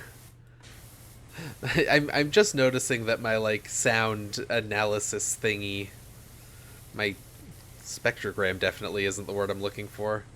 The thing that tells me how loud sounds are is like going a lot higher than I normally expect it to.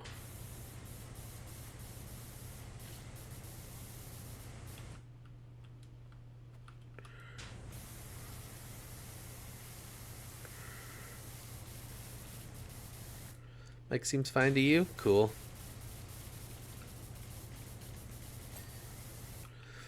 Which means it's at very least no worse than usual. My liege, is there any chance I could move you elsewhere? There we go. Just scoot you up a little. I just don't want to spray you with water, you know? There you go.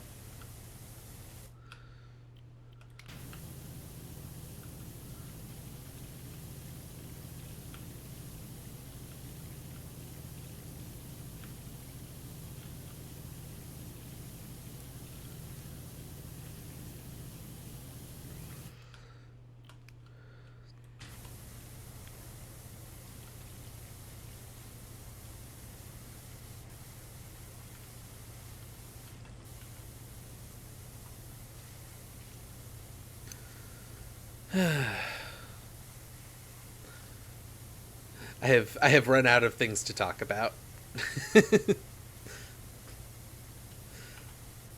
I've been writing a lot lately. I can't really talk much about what I've been writing lately, but I think it's been pretty good for the most part. Some stuff in my silly little fantasy setting. I wrote like 3,500 words in one day, which is like probably among the most writing, the highest amount of writing days that I've ever had in my goddamn life.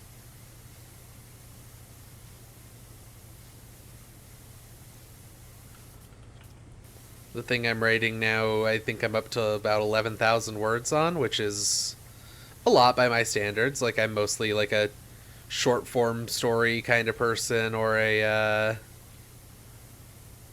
you know, like small snippets kind of person, rather than someone who writes like a whole thing, like a whole capital T thing. So like 11,000 words is a lot of words for me in one document.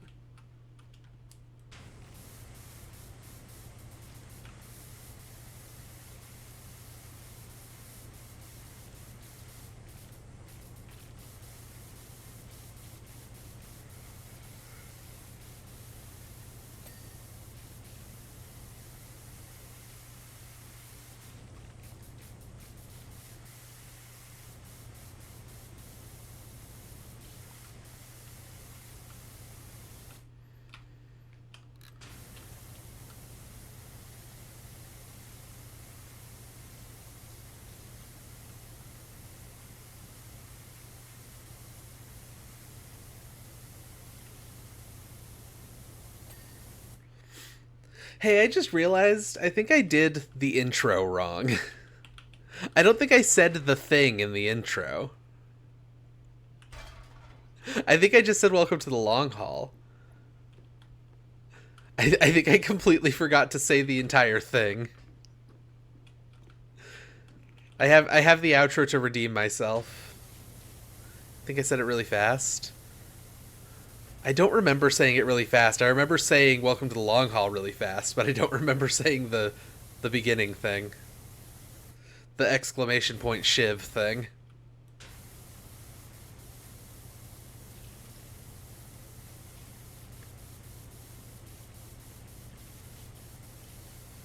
Sped through it and talked about how out of it I am.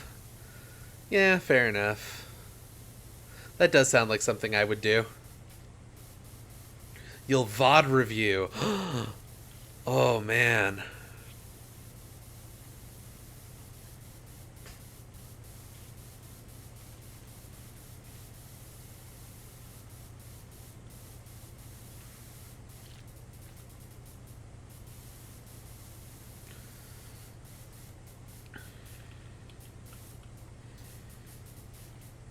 I don't honestly even remember where the friends, enemies, past romantic partners, and future nemesis line came from. Like, I do know it just kind of popped up off the dome, but I don't remember, like, what I was even talking about when I said it. I actually need this to be scooted over a little more. There-ish.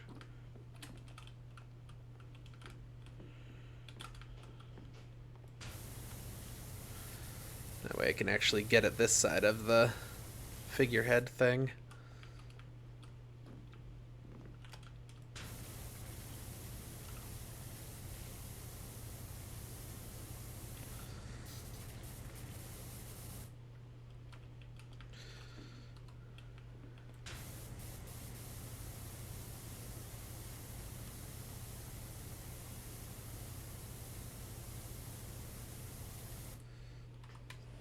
Cannot figure out how to find the VODs.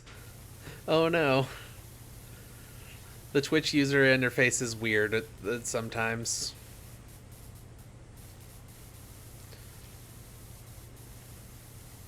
Also, despite it being like the live streaming website, have you ever noticed how like oh goodness, excuse me.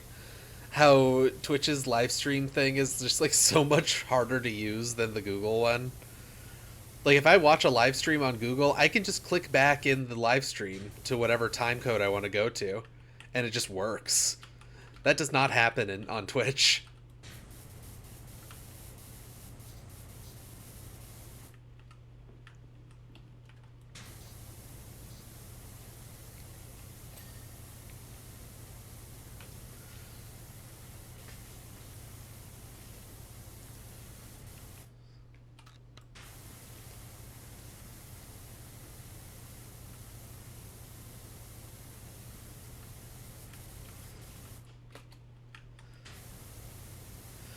Like YouTube streaming is like objectively a better experience in some ways and also just a way worse experience in almost every other.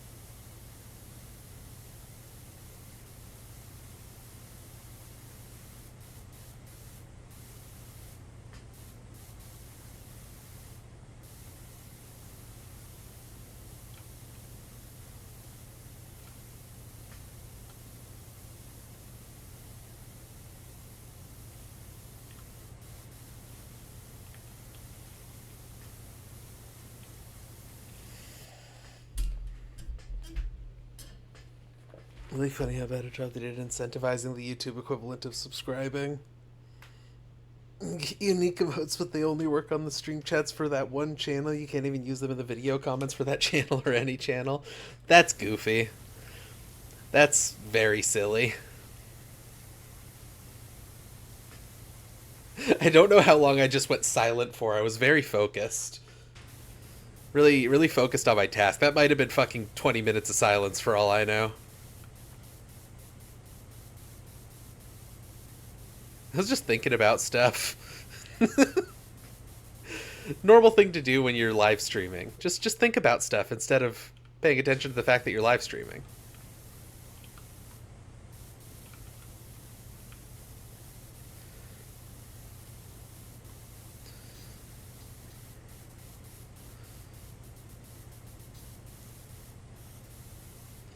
Honestly, I have no idea how my brain got there, but what I was thinking about was what you do if a cop comes to your door. I don't know how my brain ended up in that spot.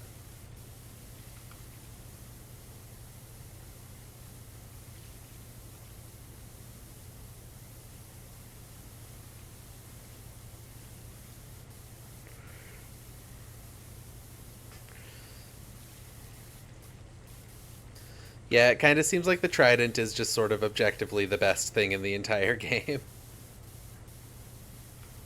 I don't love using it, but it is kind of the best one in the whole game.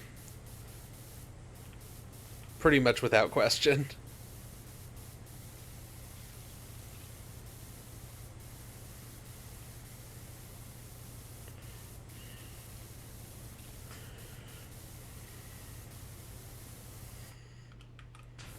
Should finish the part that I'm working on first.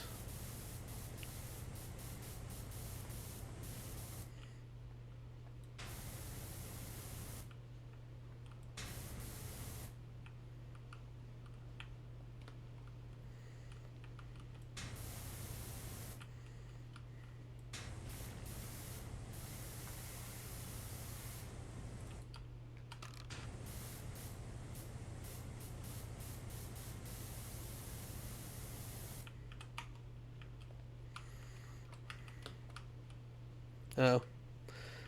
Alright. Fine, instead of trying to be clever, I'll just move the scaffold then if I fell off.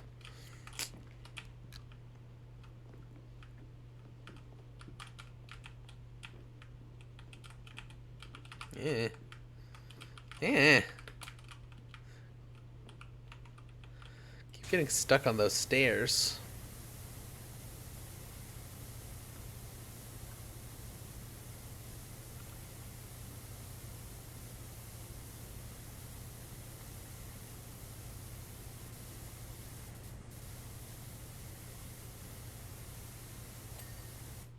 There we go.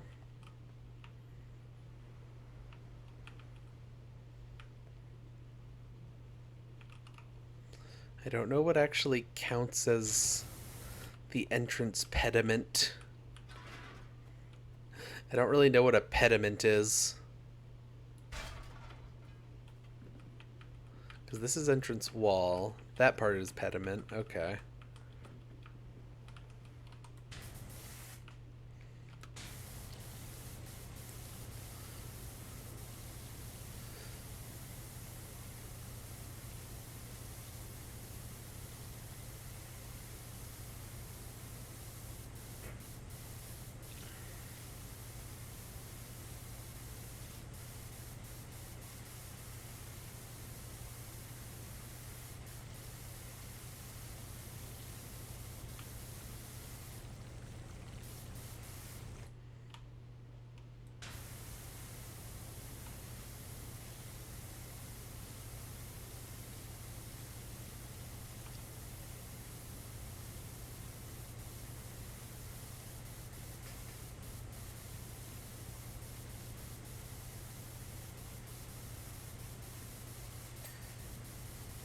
Cool.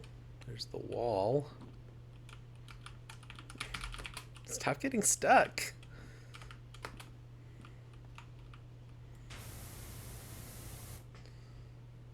You were right. I did forget to say the thing. Terrible host. 0 out of 10 show. Didn't even say the thing. What kind of host is that?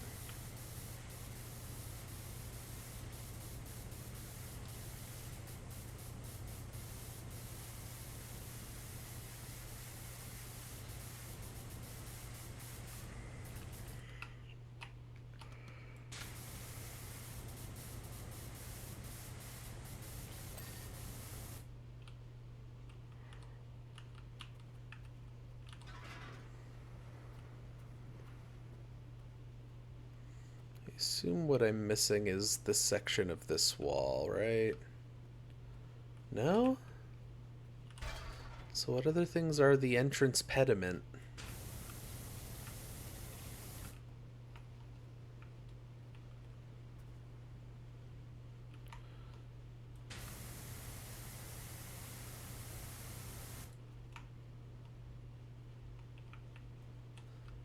Okay, there's a little up there.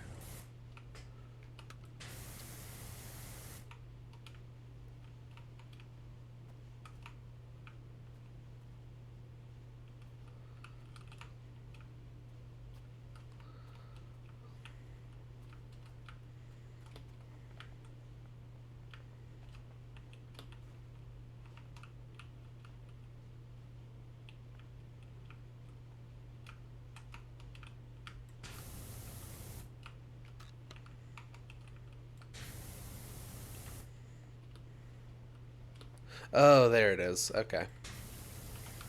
Figured it out.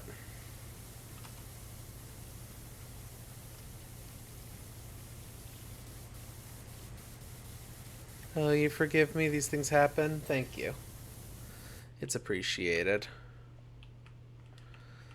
Maybe just try to figure out or finish up this whole front area. And then I'll call it probably, because I'm getting tired. I'm getting a little bit sleepy.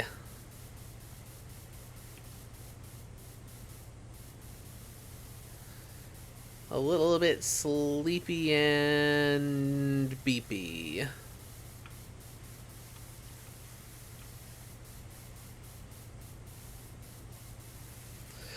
The Eeper, you're so right.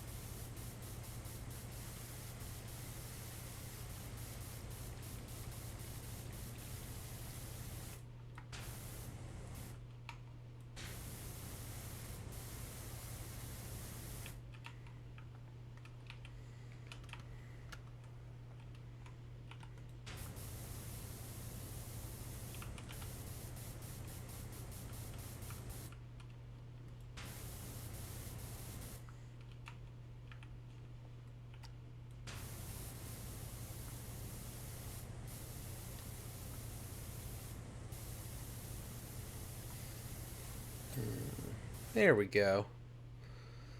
Okay, so that's essentially the entire front, more or less. I guess I'll get this thing too.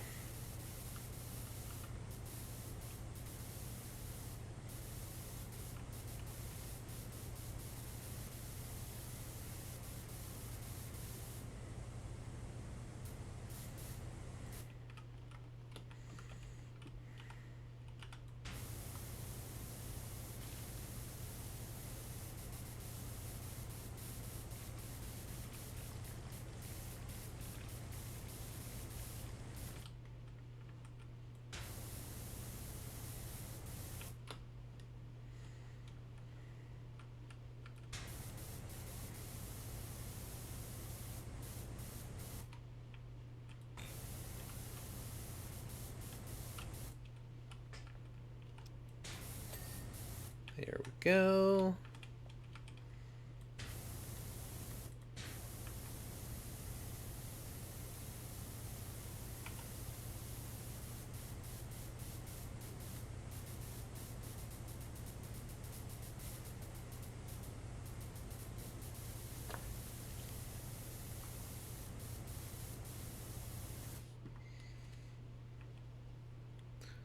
Oh yeah, that really is Mount Doom, huh?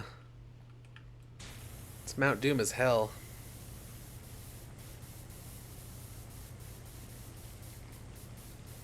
Well, I'm just a pressure washing guy. I can't do much about that. I'm sure that there won't be some last minute thing that happens that stops the world from getting blown up by this volcano.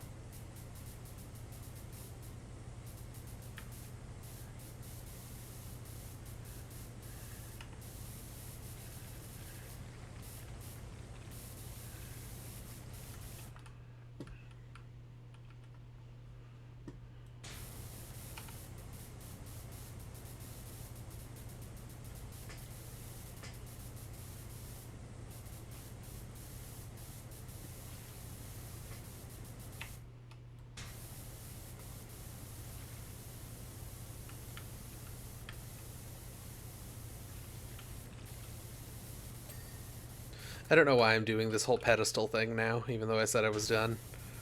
I just kind of want to.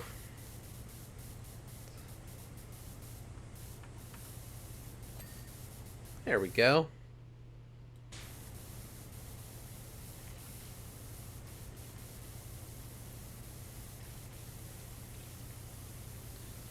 Okay. Definitely won't have anything to do with the magic-ass crystal thing you're watching right now. Hey, it's not a crystal thing, it's just a pedestal. There's nothing on it.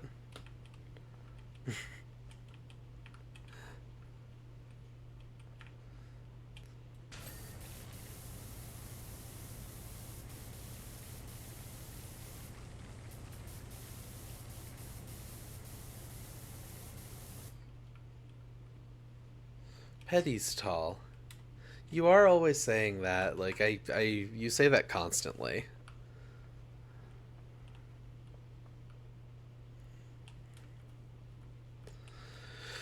Alright.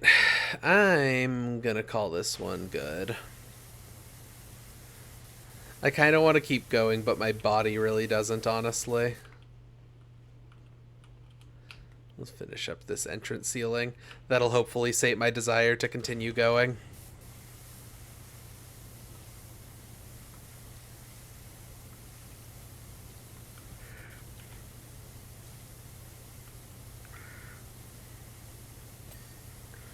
Yippee! Supports are clean, the pillars are clean, the ceiling is clean. Neat.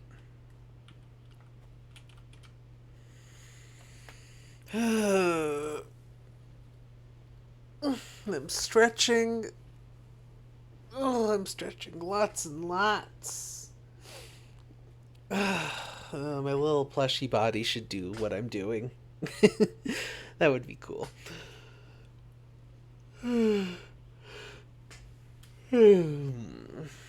Alright. Friends. Enemies. Past romantic partners and future nemesis. Thanks for watching The Long Haul. It's a celebration of simulation. Probably, hopefully, gonna do either Train Sim World 4 or Train Simulator Classic next week. So, hopefully, we'll see. We might actually finish this instead, but, like, I don't know. I'm not. I'm more interested in going back to something else than finishing this, even though I'm right at the end of it. So we'll see what happens. Anyway, I will see you at a future date and time. Yet, probably Thursday at 11 p.m. cable time, if I had to guess. Okay, bye.